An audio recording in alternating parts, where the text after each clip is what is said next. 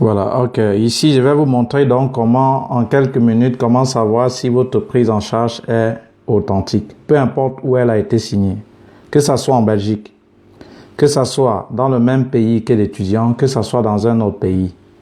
Donc, la méthode, notez bien, la méthode que je vais vous montrer, si vous l'appliquez et qu'il s'avère que vous n'obtenez pas la recherche telle que je vous ai montré, sachez qu'elle est fausse. Point final.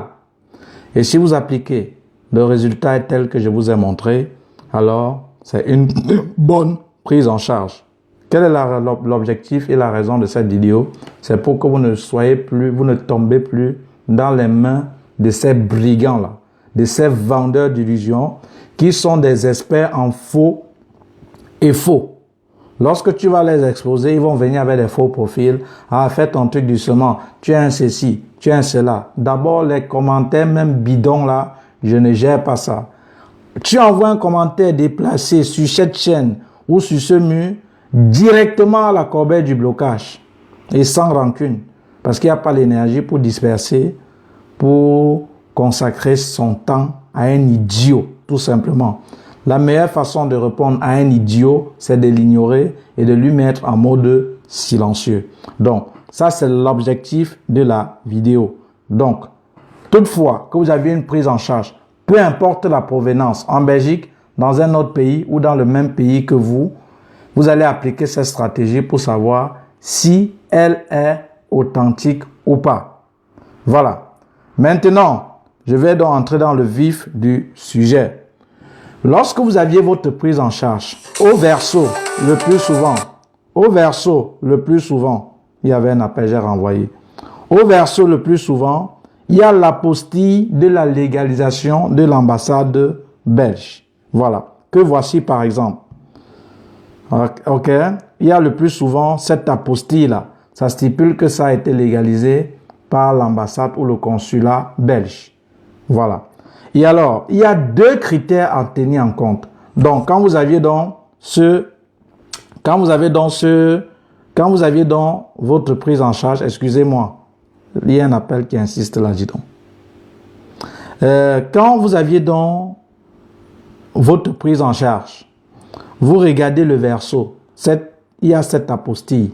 Voilà, ce qui va nous intéresser. Il y a deux éléments qui vont nous intéresser. Un, la référence du dossier ou de la légalisation, et deux, la date à laquelle cette prise en charge a été introduite. Et la question que d'autres vont se poser, où est-ce qu'on la voit?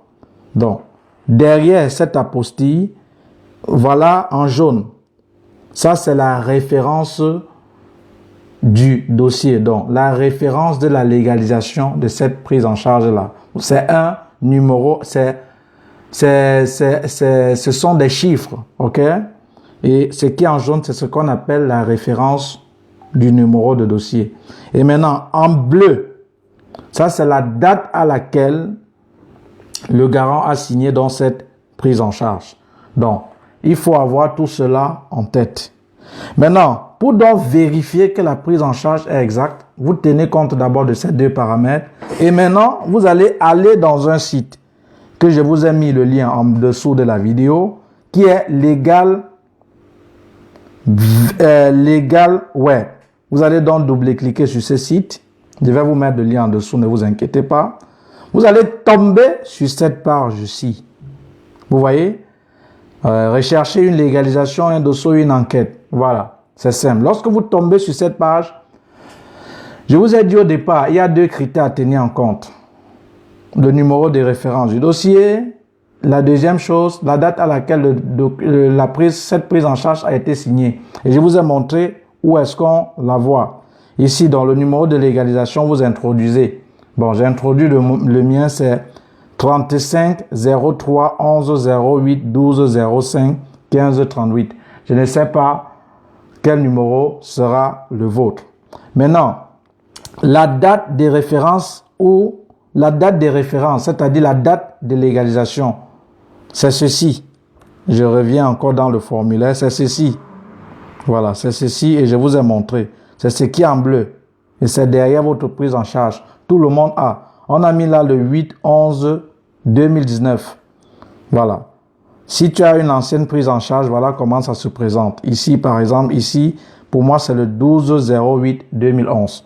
Maintenant, on repart sur notre site. Voilà, c'est le 12/08/2011. Maintenant, quand tu introduis ces coordonnées, maintenant ici, on t'a dit, ici, vous allez voir contrôle de sécurité. Ici, c'est pour savoir si vous êtes un robot ou pas. Vous reproduisez le chiffre qui est à droite, en bleu. Voilà, le chiffre qui est à droite en haut, en bleu, c'est le SJTOB.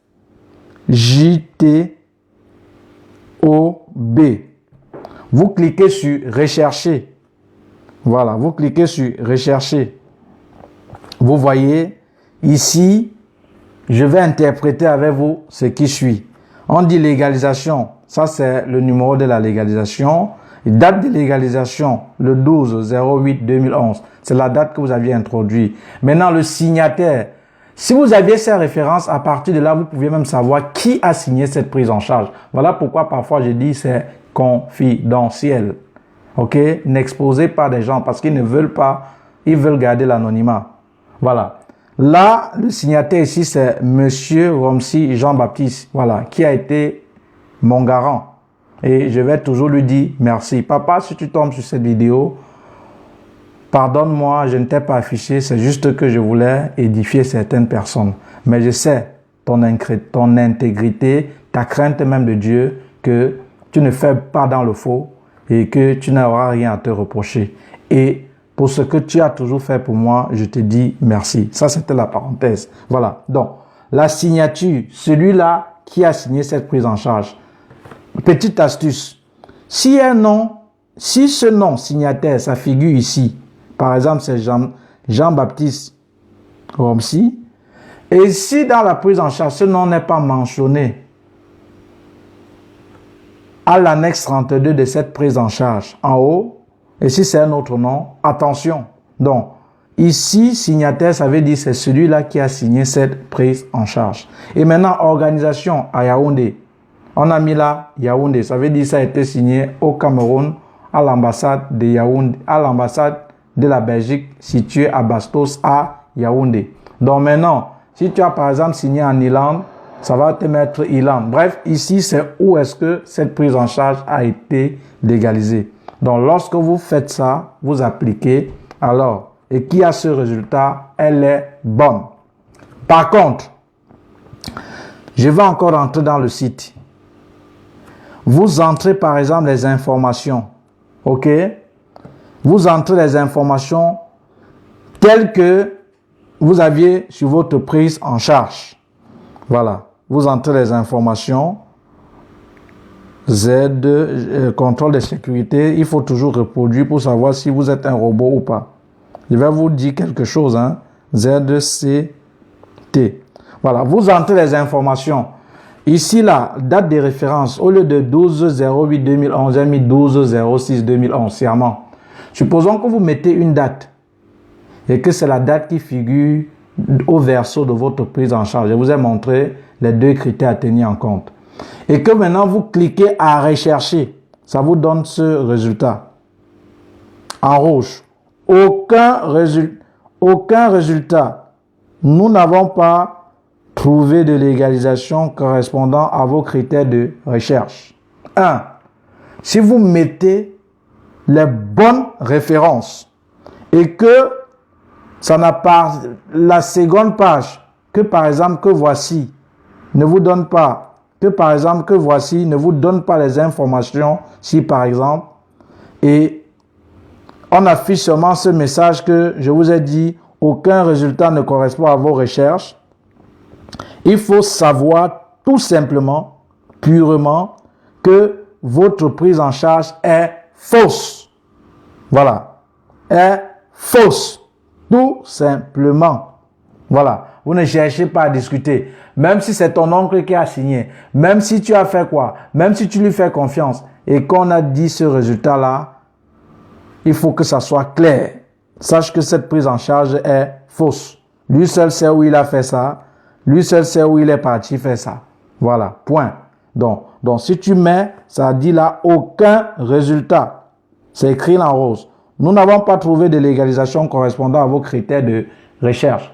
Sache qu'elle est fausse. C'est inutile de courir les risques d'introduire. Si tu lui as donné de l'argent, tu dis tonton s'il te plaît, merci pour ce que tu as fait, mais s'il te plaît, rembourse-moi seulement mon argent. C'est tout. Et maintenant, si tu vérifies, ça donne ce critère, tu peux introduire, on va te ficher tout simplement. Et je ne serai pas là pour pleurer avec toi. Donc voilà donc comment savoir si votre prise en charge a été authentique. Donc, vous prenez votre prise en charge. Au verso, il y a ce qu'on appelle le sceau de la légalisation par l'ambassade belge. Il y a 2 critères à tenir en compte. 1, le numéro de référence de la légalisation. 2, la date de référence à laquelle cette prise en charge a été signée. Vous venez maintenant dans ce site légal web, que le lien est en dessous. Vous mettez les coordonnées, vous mettez les références de cette prise en charge et vous venez là, contrôle de sécurité, vous reproduisez le même numéro. J'aime répéter pour que vous me compreniez. Si tu comprends déjà, tu peux partager la vidéo. Et dès que vous mettez, vous cliquez à rechercher. Et pour l'interprétation, le signataire, c'est celui qui a signé votre prise en charge. Donc, à travers le numéro de référence et le numéro à la date à laquelle la prise en charge a été déposée, je peux savoir qui a signé votre prise en charge. Et voilà pourquoi on dit elle est confidentielle. Organisation, c'est le pays où cette prise en charge a été signée. Aussi simple que ça. Mais par conséquent, ou par contre, si vous mettez les coordonnées, ça n'apparaît pas. Et quand on vous dit autre chose et que vous ne tombez pas sur cette prise en charge, sur cette page que voici, sachez que cette prise en charge est fausse. Tout simplement. Voilà. C'était donc tout pour cette vidéo. Partagez massivement. Voilà. Pour ne plus tomber dans la main de ces brigands, de ces voyous. Et que lorsqu'on va on va les exposer.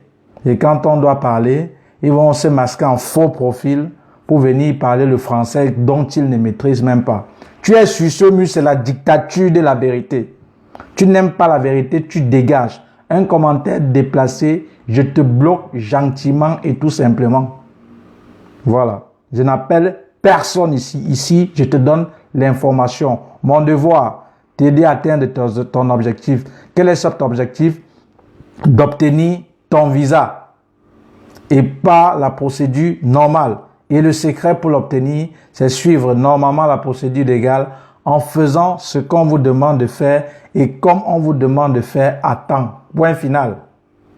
Voilà. Donc, c'était donc tout pour cette vidéo. Partage et abonne-toi. Merci, à tout de suite.